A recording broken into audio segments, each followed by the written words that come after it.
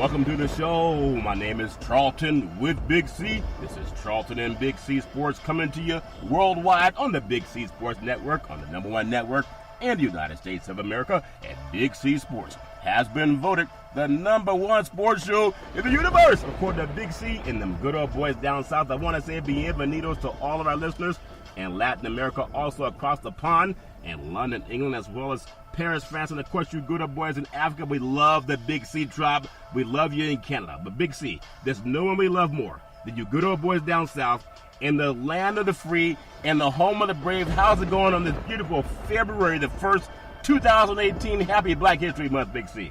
Well, Charlton, if I happen to pass out during the show, I don't want you to blame it on me. I ended up going to this Italian restaurant, and he found the last letter in the alphabet to serve me a dish out of called ziti and stuff, so I had some big ziti. And he also poured me out this bottle of concoction that was made with grapes, that was burgundy in color. So, and he told me, drink all that I could, and I did that foolishly. So, but, the meal was great. The liquid washed it down. And, I'm here for the first day of Black History Month. Well, I tell you, there's nothing like a good Italian meal. We love it so much, and sometimes we just tend to eat too much of it, Big C. That's what I love about my Italian friends. I remember back in the day over in the Bay Area when I was living and working in the Bay Area, I had this client.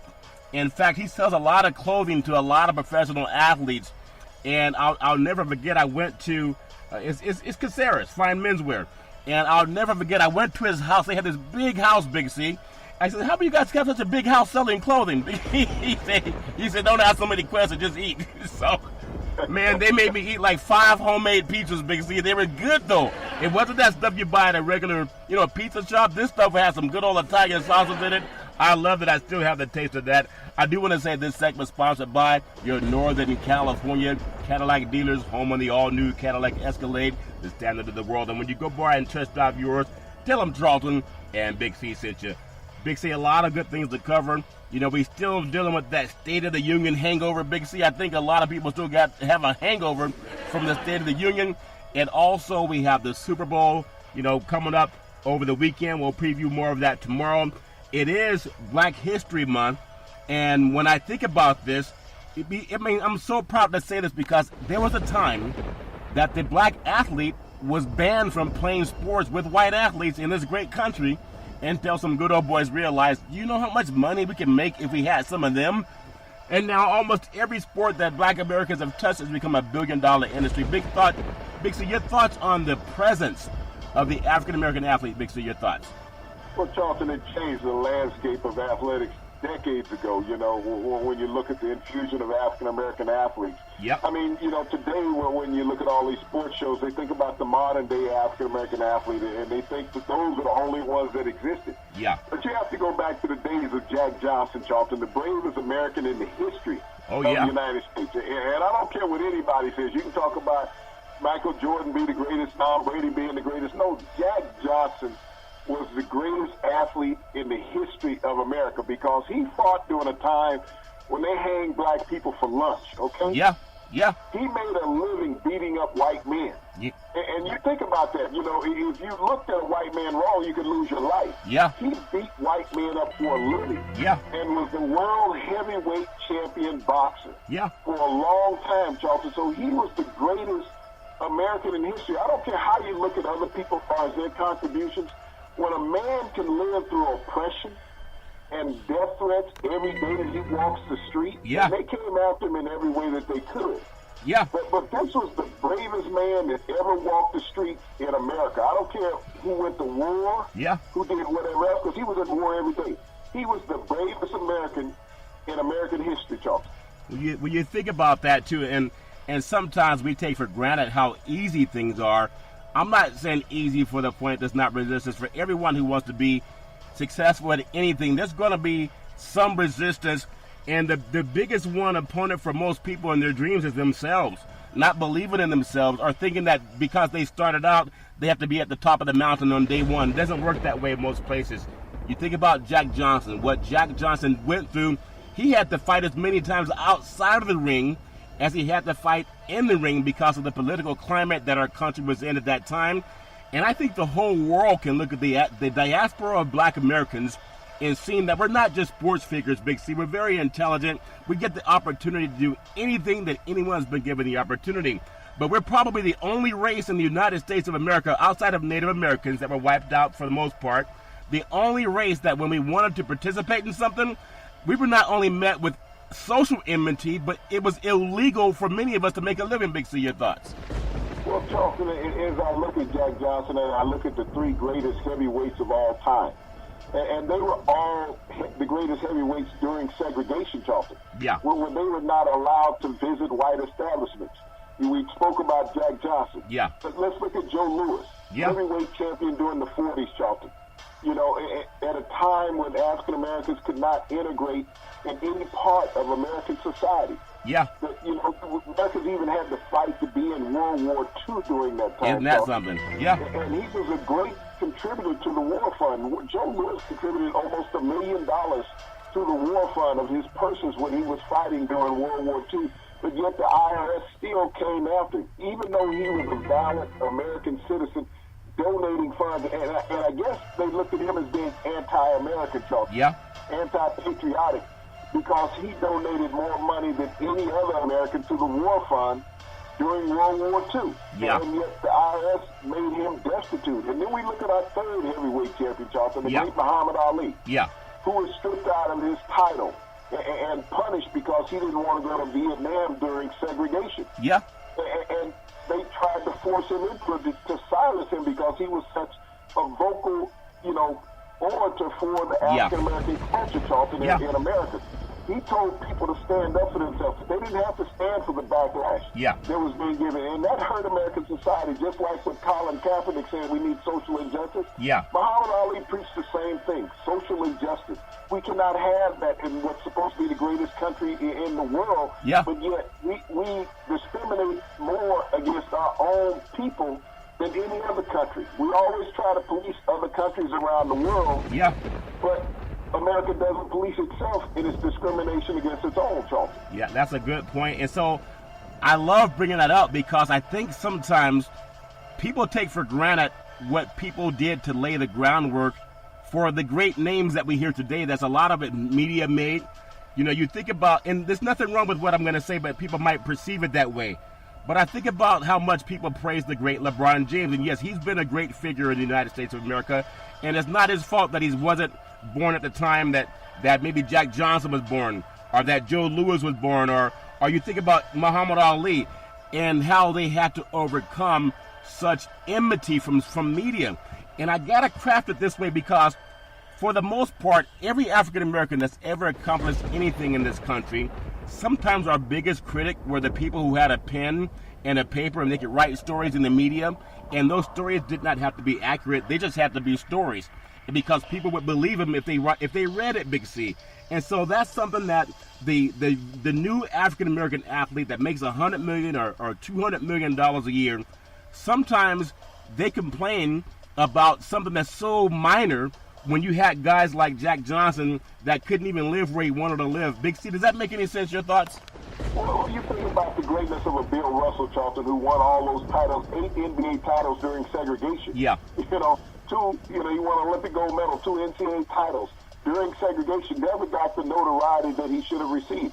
Wilt Chamberlain, NBA, when he retired, the NBA's all-time leading scorer. Yeah. You know, winning all his accolades during segregation, so he didn't get the notoriety in the media for his accomplishments. You know, they were second page of the sports page as far as what he accomplished. We think about Texas Western, the first all-African-American starting five in the NCAA in 1964. Yeah. Well, when they won the NCAA title, Charlton, beating Kentucky. And it was a black eye on the NCAA that you had black players that could win a national title. Everyone said that blacks could not work together. Yeah. That they were not, you know, cerebral enough to coordinate as a team. Yeah, what a joke. They went out and dominated Adolph Ruff and his Kentucky establishment and demonstrated with Tom Higgins that African Americans were superior athletes, not just physically but mentally, Charlton. Yeah. And Texas Western won the first NCAA title, which is now, you know, Texas El Paso. Yep. But they were Texas Western back in '64 when they won the first title with an all-African-American starting lineup. And we've seen this throughout the history of sports, Charlton, whether it's football, basketball, baseball. Yep. Hank Aaron, when he retired, baseball home run king. You know, and never got the accolades because everybody always said, you know, he can't catch Babe Ruth. Yeah. If everybody look back in history, they'll see that Babe Ruth was half black. So Yep. He wasn't all white. You know, he was half black. And they can Google that, you know, Big Z. they can Google. They can look at him genetically in any picture Yeah. that he has, Charlton. Yeah. That's why he kept his hair cut cropped, because as his hair got longer, it got curlier. Yeah. So, Yeah. you know, if he kept it cropped, then the curls wouldn't come out. But as he got out of baseball and retired, he started letting his hair grow, and all that curliness came out. Yeah. And you stopped seeing Babe Ruth in a lot of video and media at that time, Charlton. Yeah, and I want to say in honor of Black History Month, we love all people, but we also love the facts more than we love people. And, you know, it's Black History Month, the United States of America. But if you Google Dr. Leakey and Dr. Gregor Mendel, the late Dr. Leakey and Gregor Mendel, considered the fathers of paleontology and the father of genetics, they all opine that all life began on the African continent. That means every human being, the origins of all life, according to science, dates back to Africa, to the African continent, and that's Dr. Leakey and Gregor Mendel. So we love everybody, but we know that human beings come from one source, and unfortunately, Big C, because people believe what they read a lot, and if it's not accurate, then they can, if they're not smart enough to get to Google it or to get a second opinion, they may believe this painful thing I'm going to say. When I was growing up and I was taught to read, I had to read a lot. I just had to do that.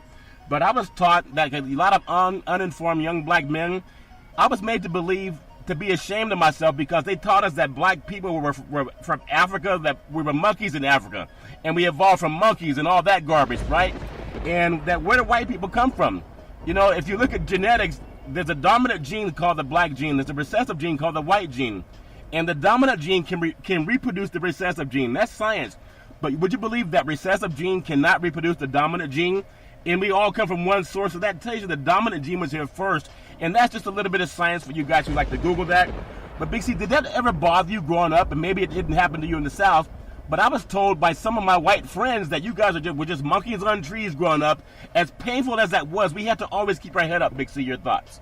Well, Charlton, that was a universal saying, you know, from a lot of Caucasian people. Yeah. And everything that you could do to oppress a race was done, you know, in the 50s and 60s and even before that, Yeah. Charlton. And growing up during that era of segregation, Yeah. Charlton, in America, the way to not have equalism is to always berate one Yeah. culture. Yeah.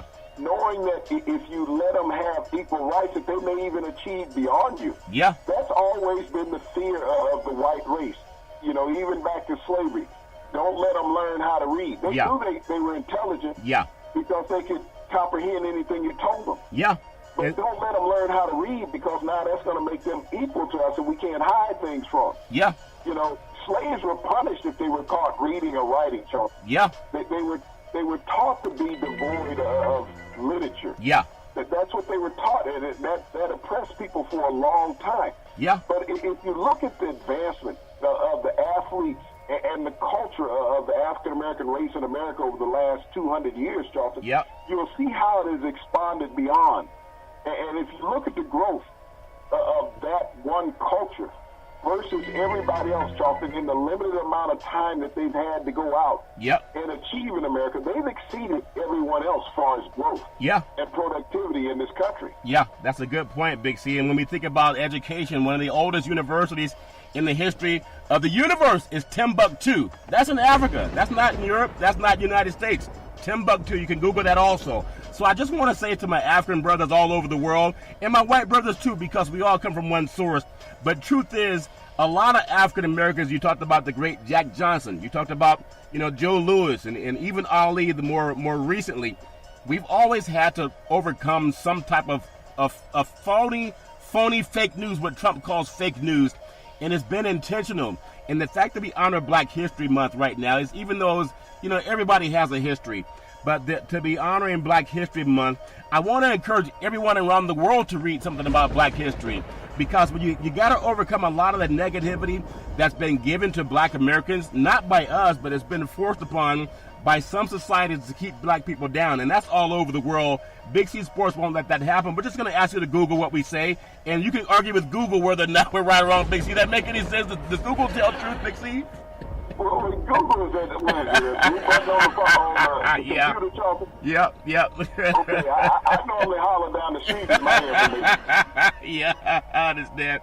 No, but I love the fact that I learned a lot from people who read, especially when I was growing up and later when I went to college. And one thing I just refused to happen, I work with this youth basketball league in California, and the majority is it's very diverse, but for the most part, I'd say about 7 out of the 10 kids are African American boys.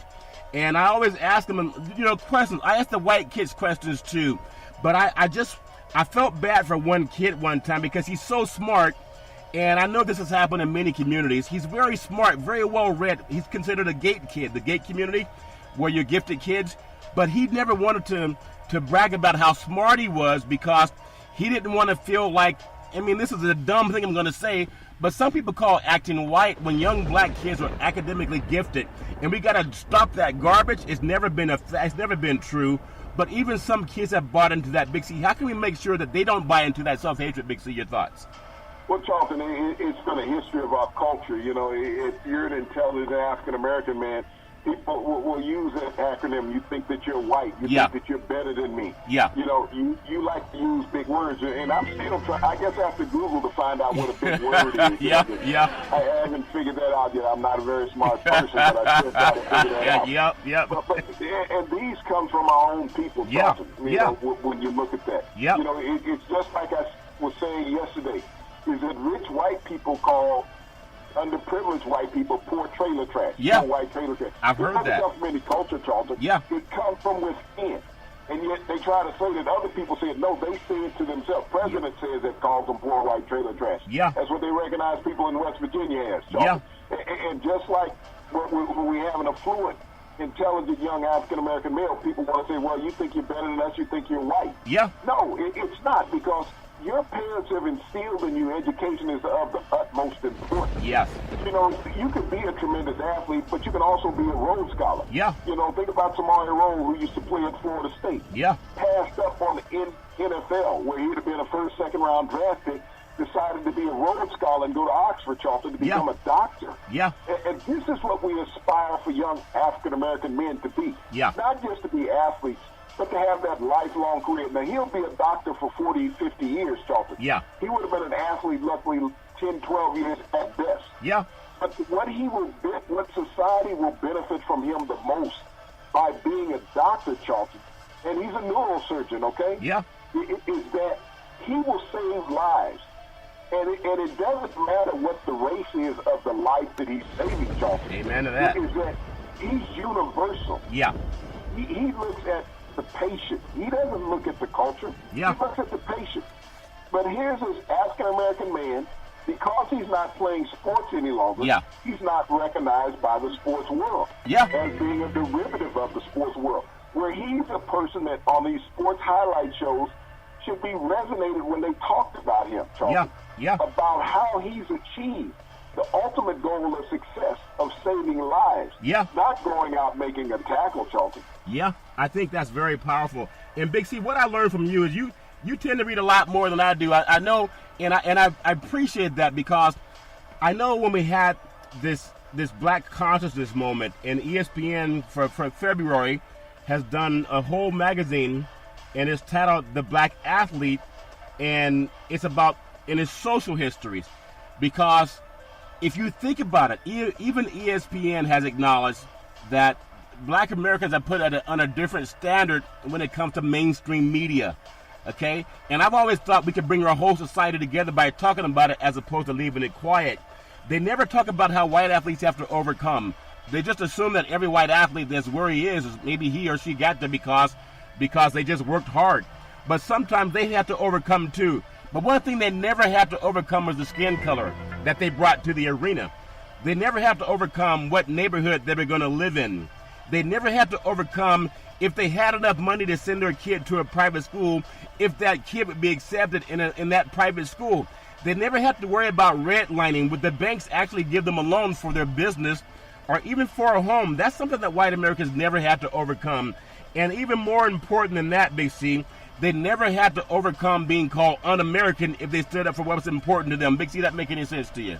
Well, Charlton, let's look at the NBA for an example. There's never been a white head coach in the NBA denied access into arena. You go last year's NBA final. Yeah. Mike Brown, who was coaching for the Golden State Warriors at that time, was denied access to the arena by the police. Yeah. By the Oakland police, Charlton. Yeah. Because he was an African-American coach, and no one wanted to believe that he was a coach. Everybody knew that Steve Kerr was a coach. Yeah. But Steve Kerr was out. Yeah. Mike Brown had been the coach for some 30 games for the Warriors, the acting head coach. Yeah. And the police denied him access into the arena to coach his team until a white person came out, said who he was, even though he had credentials. Yeah. But, you know, the thoughts in the police mind is that he had fraudulent credentials. Yeah. They didn't give him credence, Charlton, that an African-American man could be at this stature. Yeah. No, you got to be pulling some scam. Yeah. They didn't give him the benefit of the doubt as they would give a white man. Well, yeah. So, yeah. we got a second and third check to see the validity of what you have. Yep. I think that's so powerful because if we don't tell that story, we can't wait for white Americans to tell us, okay, it's Black History Month, let's talk about what's important. I want everyone to understand the history of Black Americans because if we don't, you know, it's a sad dog that won't wag his own tail, Big C, and I'm so proud of all people, but I also know that when I read about the history of a lot of Black Americans, whether it's athletes or even, you know, the former President Barack Obama, when I look at what's happened with the climb and the inclusion into this system of economic and social and in media, that oftentimes when we look back at, you look at Jack Johnson or you look at people like Satchel Paige, you look at people who had to overcome so much more. Jackie Robinson is a well talked about story, but Jackie Robinson had to overcome that as an athlete. Imagine if Jackie Robinson was not an athlete, which most people are not. They had to overcome the same time of hell, Big C. He was just more praised because he was an athlete. But I want to ask your thought on this. And I'm asking Let yeah. me go to Jackie Robinson here for a second. Yeah. We know who Jackie Robinson is. Yeah. But most of America doesn't know who Jackie Robinson's brother was. Okay? Yeah. Jackie Robinson's brother in the 1936 Olympics, Charlton. Yeah. Broke the 100-meter record by 0.4 seconds, okay? Wow. By 0.4 seconds. He shattered the world record. And he came in second. He came in second to Jesse Owens. Yeah. You know, and he came in a 1.5 seconds behind Jesse Owens. Wow. That's the difference between greatness and not greatness and being forgot about in America. Yeah. Jackie, you know, Jackie Robinson's brother spent his life as a janitor. After winning a silver medal in the Olympics, America would not even recognize him enough to give him a decent job. Wow. Spent the rest of his days as a janitor in a middle school, Charlton. The rest of his life. Yeah. Even though his brother achieved great accolades, a professional athlete didn't make enough money at that time to support the rest of their families as they do now. Yeah. But he spent the rest of his life as a janitor. You think about that. He won a silver medal in front of Adolf Hitler in the 36 Olympics. Yeah. But America would not recognize him for his greatness of the athletic field because of segregation at that time. He was just a lowly black in America's sights. Isn't that something? And I think for those stories that need to be told, it shows every young black kid today that sometimes think that maybe the deck may be stacked against them because they read. I'm not trying to invalidate the feelings, Big C, but we've always been taught we got to work harder. Not that we should have to, but that's just the way it is, and you do what you got to do until you can get where you got to be. But I also, I call for my fair white Americans. I know a lot of the media, and because we're part of the media, I know when they don't want to be fair. They don't want to be, non-biased. They have their own angle at times, and that's part of life. Nobody's perfect. But I do ask for my white brethren in media to look at how much time was spent trying to denigrate African Americans. We're talking about things in the past because it's Black History Month, Big C, but you can even draw out Colin Kaepernick and say it's still happening to this day about not standing, is disrespecting the flag. It was just asking for equality and for people to pay attention to it. So it's always been the media, which is predominantly white, that's always been anti-black. And what if we could get the decent people to say, you know what? They want the same things that we want. They want to be able to live where they want to live. They want to go to the bank and get a loan for their business or their home and be told yes. Now, I don't think that's too much to ask, Big C. That's more important than who scored how many points in the game, Big C. Your thoughts? Well, Charles, I looked at the diversity as far as how the media treats white athletes and black athletes. Yeah. I go to this former Olympian, Kris Jenner. Yeah. Who had a marvelous life, who had everything you could ask for as American. Yeah. And decided to go through a sex change. And anybody can do whatever they want as an American, even as a citizen of the world. Yeah. But that was embraced through the media. He's been on every talk show, and I'm not knocking transgender people talking no, in not any at all. kind of way. No, not at all. But I'm looking at how they scrutinize African Americans, if they want to lead a double life. Yeah. I look at Michael Sams a couple of years ago, how he was beaten up by the media. Young man out of University of Missouri. Yeah. He was drafted by the Rams in the 7th round, and that was the only thing that they could talk about is that he was a homosexual athlete. Yep. There's been many homosexual athletes that played in NFL, Charlton. They just never came out. Exactly. He just openly came out, and he was ridiculed, destroyed by the media. Yeah. And they made a mockery. He became a circus. Yep. He was the defensive player of the year in his conference, and he's the first defensive player of the year in the SEC, Charlton, that did not get drafted in the first or second round of the NFL. Yep, that's true. Because of his sexual orientation. Yeah. But yet, America embraced Bruce Jenner. Yeah. And said, this is what it is. And paid him millions and millions of dollars to tell his story. Yeah. But yet, an African-American athlete who came out and said that I'm of a different orientation, yeah, you slammed him. And you praised the white guy. And that's something that I'm so glad you brought up, because no matter whether you're gay, straight, what gender you are, male, female, your religion, doesn't matter to us. We think everyone should have the right to live out their life as long as you're not harming people. And everyone deserves that opportunity. And I'm asking my white media brethren, I know there's some who are crooked and they couldn't care less. They're the ones who write those bad negative stories. But for the fair-minded people, I just want to remind everyone that there's a lot of stories that could be told about the black American experience, as well as from men and women of all colors and faiths, and what they have to overcome in order to be considered great. I do want to say that sports is a billion-dollar industry, and boys and girls sports is the foundation to this billion-dollar industry. And for every industry, you need athletic and sporting events insurance. You go with Big C Sports. They work with Ben and Mark. They've been around half a century, and they work with pro athletes, collegiate athletes, also your high school mom and pop soccer league players. If you reach out to them, let them know that Big C sent you. I think something that's so important and something that makes me proud, Big C, and I know we're building up to the Super Bowl, and I look at a time where even the NFL was not an integrated league, and I know we look at the Rooney Rule and we look at so many things that we've tried to do to make life better. So I do applaud the sports leagues for that. You just touched on the Rooney Rule. Yeah. How has the Rooney Rule helped black coaches in the NFL? It has not. It has not. It's a service. Think about this. When Roger Goodell became commissioner of the NFL a decade ago, okay, Charlton? Yeah. There were 7 African-American head coaches. Yep. 10 years ago. 10 years later, there's 8 African-American head coaches. So tell me, how has the Rooney Rule advanced the opportunity for minority coaches in the NFL? It's just a saying. Window dressing. Because it hasn't increased, Charlton, because you're going to tell me, and the big saying, well, they're trying to go towards coordinators. Yeah. Well, if you don't make African-Americans offensive and defensive coordinators in the NFL, how do you expect for them to get a coach? That's true.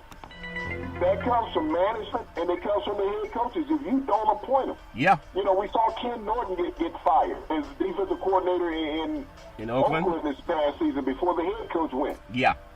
So once you're fired as a defensive coordinator, you're no longer a defensive coordinator. So now you're out of the head coaching hunt, Charles. Yep. Yeah. So you're eliminated. There was 7, 8 head coaching positions.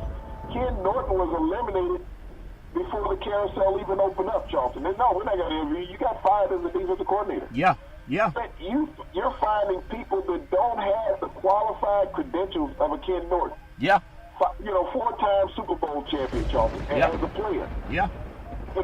Super Bowl champion as a coach, Super Bowl participant as a coach. Yeah. You know, you've been to 6 Super Bowls, Charlton, as a player and a coach. Yeah.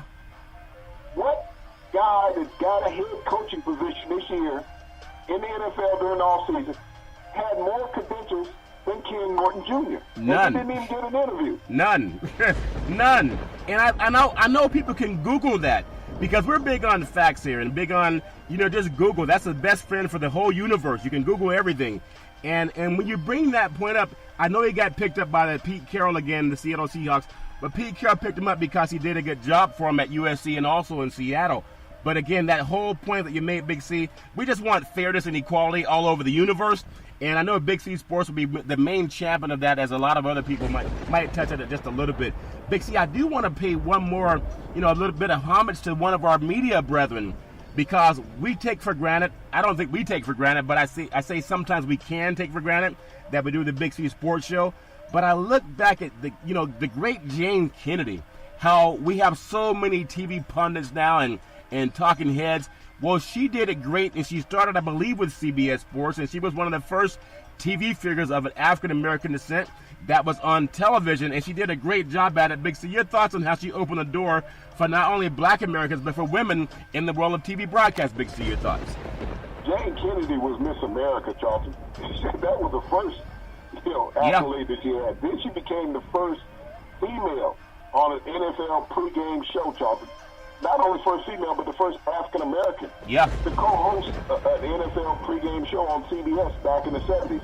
And she joined Herb Cross, a former Philadelphia Eagle defensive back, Charlton, who spent 11 years in the NFL as part of that show. Yep. It was the first sports show in television, Charlton, that featured African-Americans. CBS was in the forefront of everybody back in the early 70s by featuring a male and a female African-American on their sports show. No one else ever even thought about crossing over that barrier, Charlton. Yeah. And these were great professionals, Charlton, on air. Yeah. They were well-read. They were intelligent. They knew the game. They had the insight, Charlton. Jane wasn't just a pretty face. She was a highly intelligent woman. Yep. Who was sitting there. She was a trailblazer for every black woman that's on television today, Charlton, and not many of them know. You look at all the girls on the talk shows today, Charlton, on the sports talk shows, they don't even know who Jane Kennedy is. No, I know. But without Jane Kennedy, they may not have a job today because of what Jane Kennedy did as a professional, as an articulate woman, who laid the groundwork for many young African-American women today that can celebrate during Black History Month the doors that she opened for them. I think that's so important to say, and with that said, I'm just so proud to be able to say thank you, and I'm hoping that in the future there'll be people who will say thank you to Big C Sports, because it taught young black Americans to go out and create your own program. Don't sit back waiting for somebody to give you anything. Just go do your best and make it happen. Don't wait for anyone to give you anything. Go make it happen. I do want to also bring up the fact that I'm also grateful to some of our white brethren, the ones that have opened doors and been fair, and for all people of color when they didn't have to.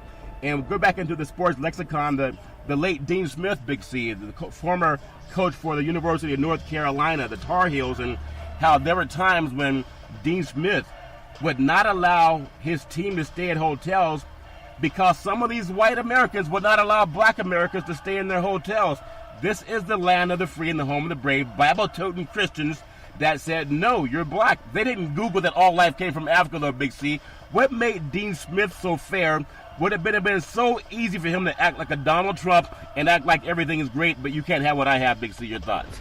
Well, see, Dean Smith learned from Tom Huggins that we spoke about earlier in Texas Southern, Charlton. Yeah. Dean Smith may get some credibility, but Tom Huggins was a trailblazer in this, Charlton. Yeah. To recruit these African-American children from the Midwest, from Chicago and places like that, to bring them down to Texas. Yeah.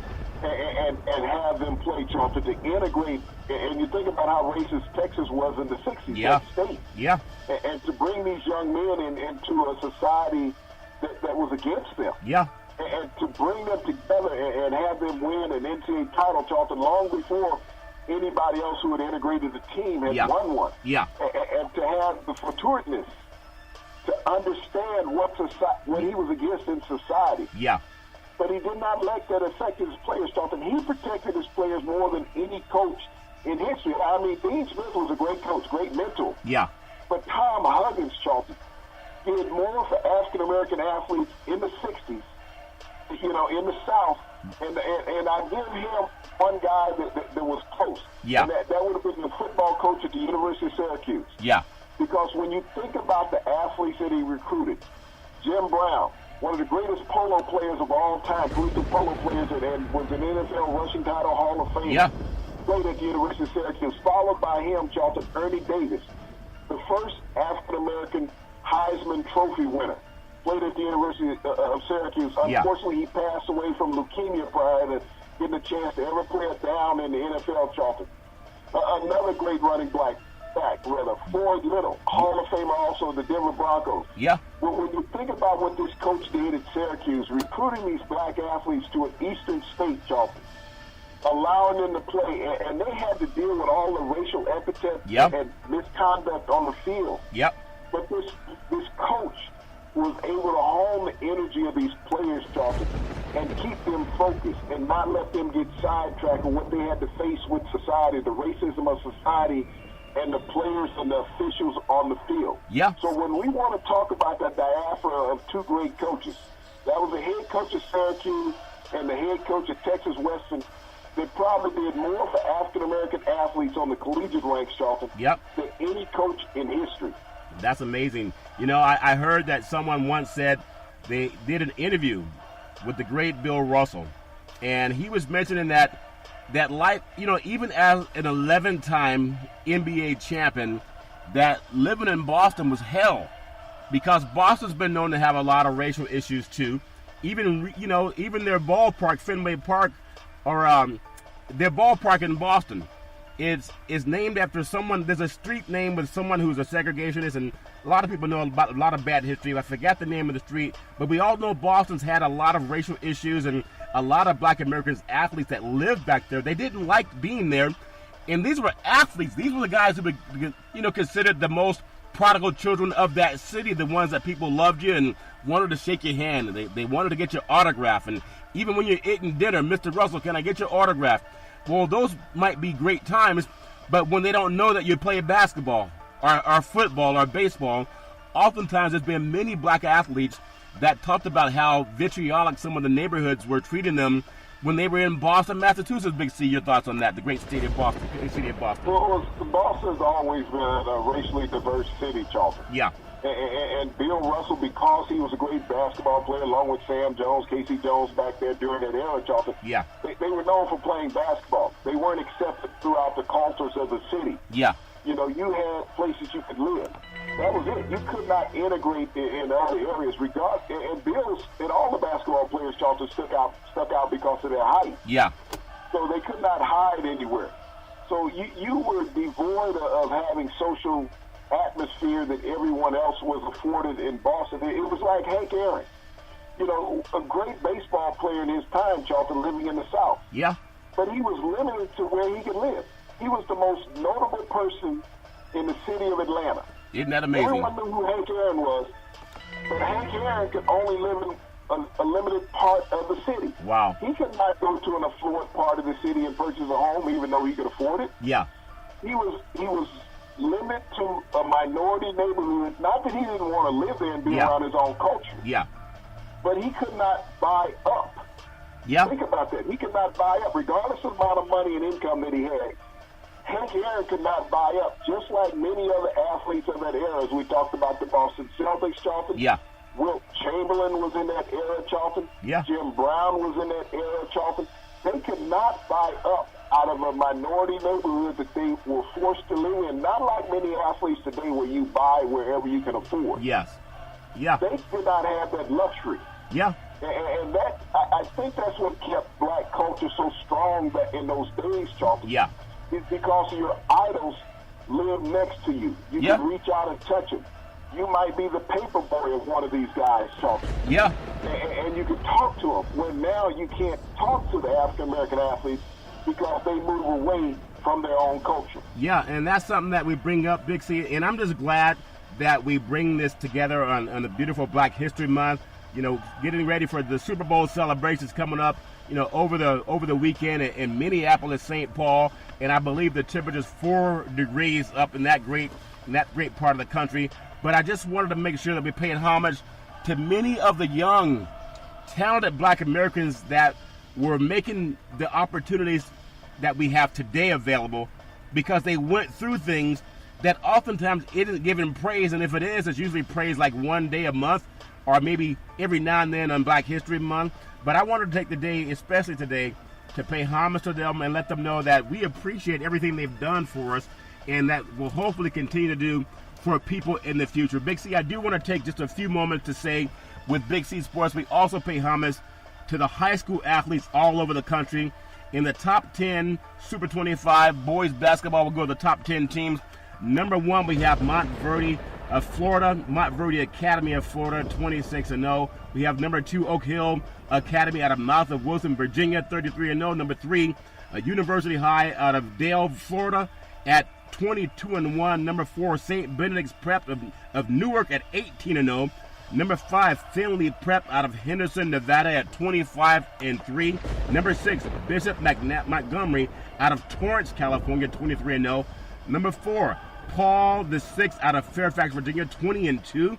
Number 8, Gonzaga out of Washington, D.C., and they're a great basketball team at 19-1. Number 9 is McEwen out of Powder Springs, Georgia, at 20-2.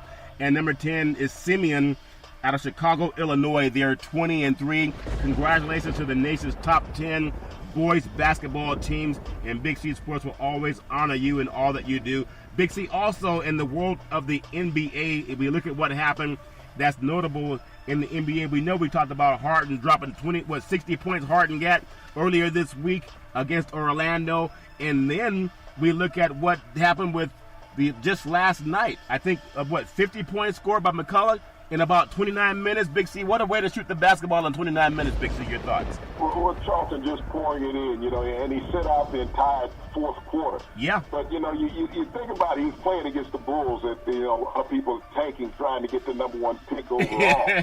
Yeah. But, you know, you drop in 50 points, and that's a heck of a work night. But you think about that, Charlton, 50 points is not the greatest that you're going to see in 30 minutes in the NBA, Charlton. No. Just a year ago, Klay Thompson did that in 3 quarters, Charlton. Yeah. Dropped it 60. Yeah. You know, so when we think about the talent of these young African-American NBA players, Charlton, and the ability to put the ball in the cup, Charlton, they can do that on any night. Yeah. And we thought we had seen it all with James Harden, you know, recording the first triple-double with the 60. Yeah. You know, tacked on there. Then all of a sudden we see C.J. McCullough last night drop 50. Yeah. You know, in 29 minutes, Charlton, filling it up. Yeah. But, you know, I still go back to Klay Thompson 2 years ago, Charlton, when he dropped 60 in 3 quarters. Yeah. And had to sit down and rest because his arm was tired. His arm was tired for shooting too much, Big C.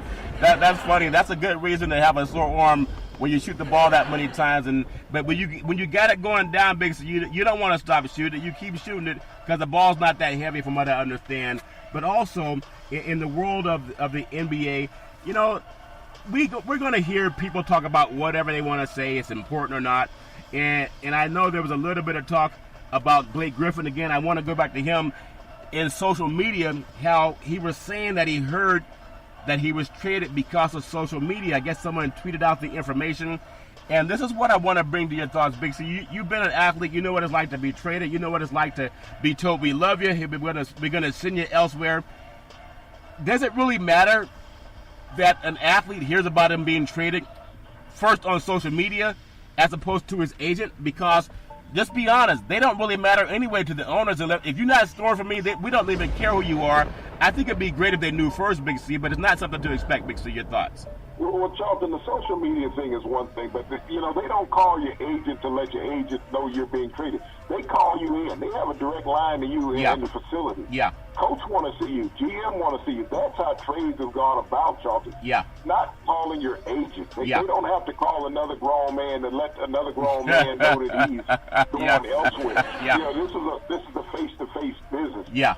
When you're dealing with a coach, you're not dealing with an agent. When you're dealing with a GM on a trade, you're not dealing with an agent because you're not trying to get his okay in this situation. I think that players today are a little more sensitive about how things are worked about, Charlton, than what they were a few decades ago. Yeah.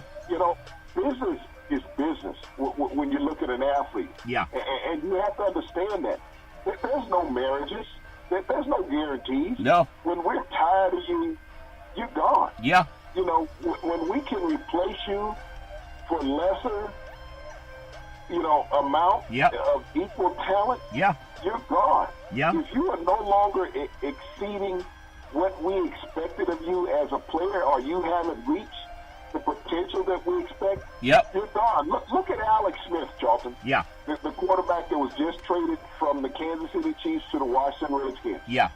Alex Smith had the best year of his pro career. Yeah. Not a mediocre season. The best year of his pro career. Yeah. A Pro Bowl quarterback, Charlton. Yeah. Led his team to the playoffs 5 consecutive years in Kansas City. Yeah. And he had to go. Yep. It was time to go because they drafted a kid that they felt would take them to the next level last year. So it's his time. Yeah. And he would sit on to another organization. You think about Alex Smith. He was a kid that was with the 49ers several years ago, Charlton. Yeah. Was having a career season and got hurt.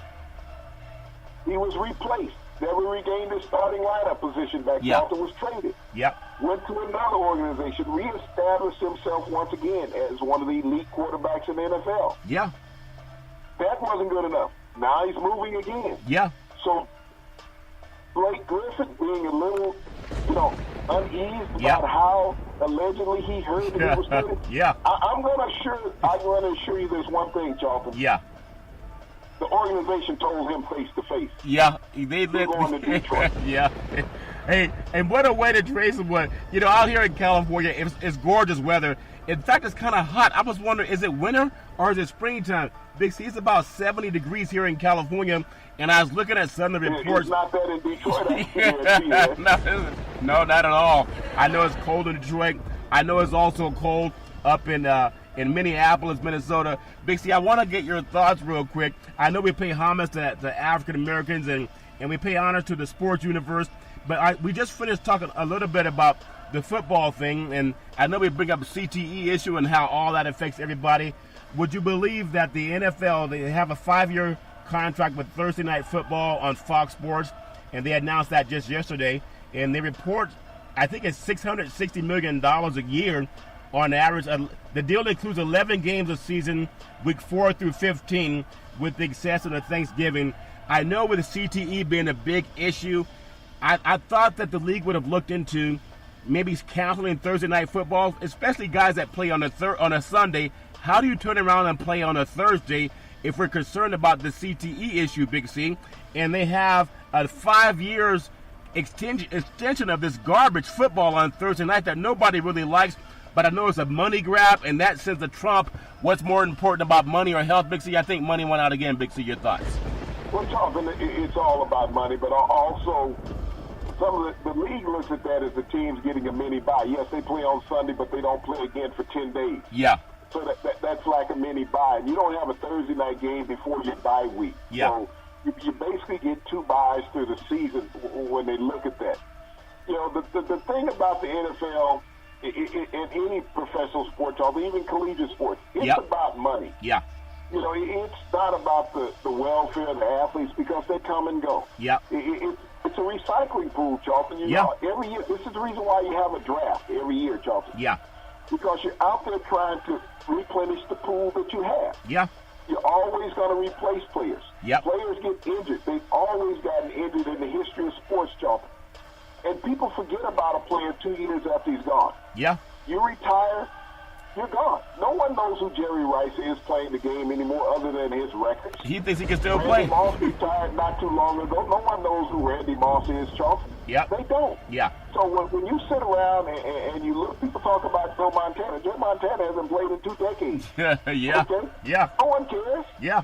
So when you sit here and if you start thinking about these guys, look at the linemen, Charlton, Yeah. and running backs that Yeah. are no longer a part of the game. Does anybody remember the bus who played for the Steelers? Yeah. Jerome Bettis. Tell me, Charlton, who were the running backs for the Patriots the last time they played the Eagles? Yeah. Who were the running backs for the Eagles last time they played the Patriots in the Super Bowl? Yeah. No one cares. Yeah. Goes by fast. They don't. It goes by fast. That's don't true. sit there and worry if a player's injured. Yeah. You get cut without being injured. Yeah.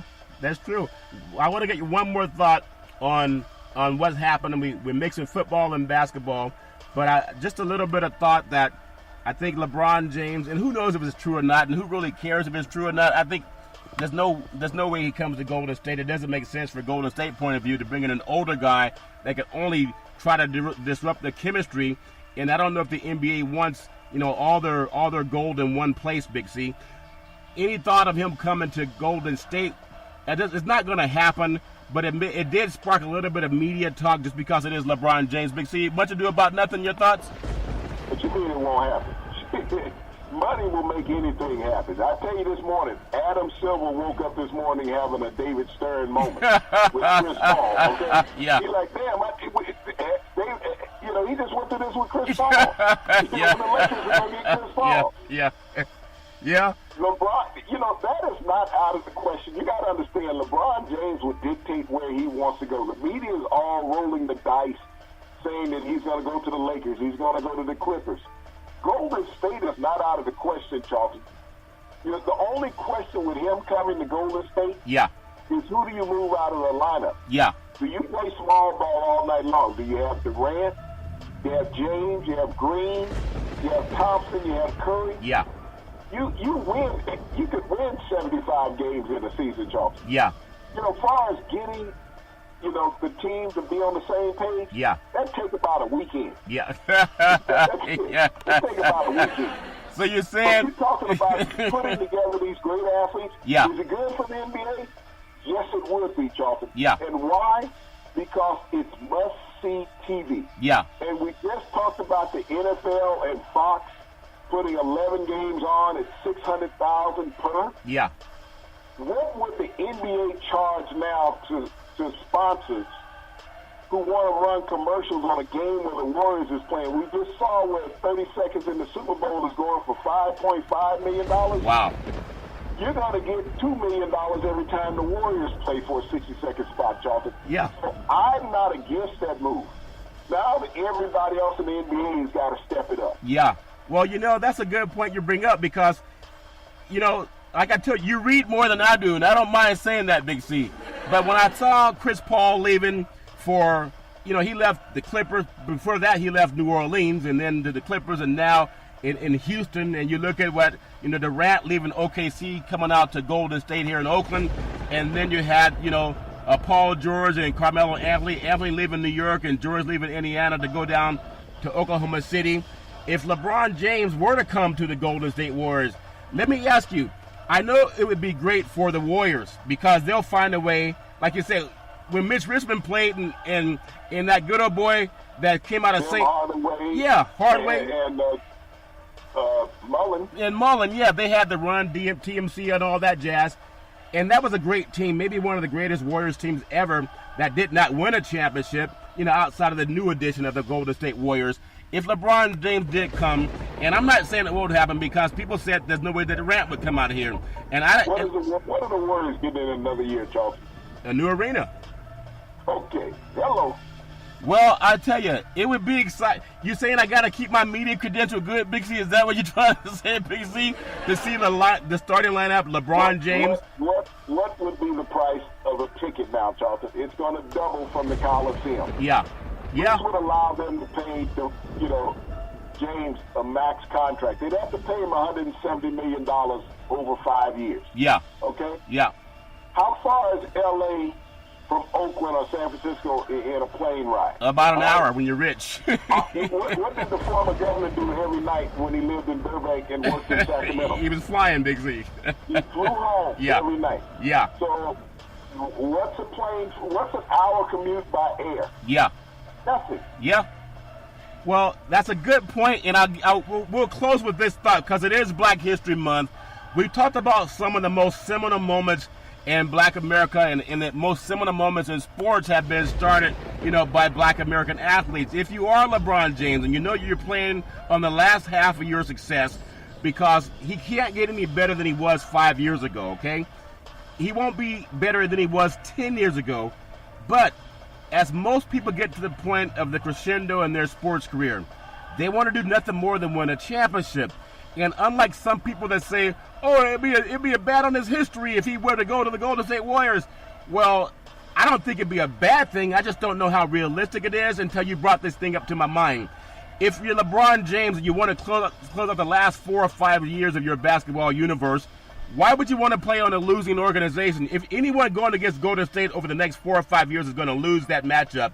So again, just give me your thoughts again one more time, Big C, on why you think it's not just it's not just talk, it's not just Pollyannish. You think it's actually something that can happen, Big C? Your thoughts? Who do everyone compare LeBron James to, Charlton? Jordan. Michael Jordan. Yeah. How many titles does Michael Jordan have? 6 championships. How many titles does LeBron James have? Yeah, he has 4, I believe. Three championships. He has 4. Well, 4 championships. Okay. So if I go to Golden State, how many championships can I win in 5 years to exceed Michael Jordan? I can win at least 3 championships over the next 5 years and have 7. Yeah. So we leave no doubt who's the greatest.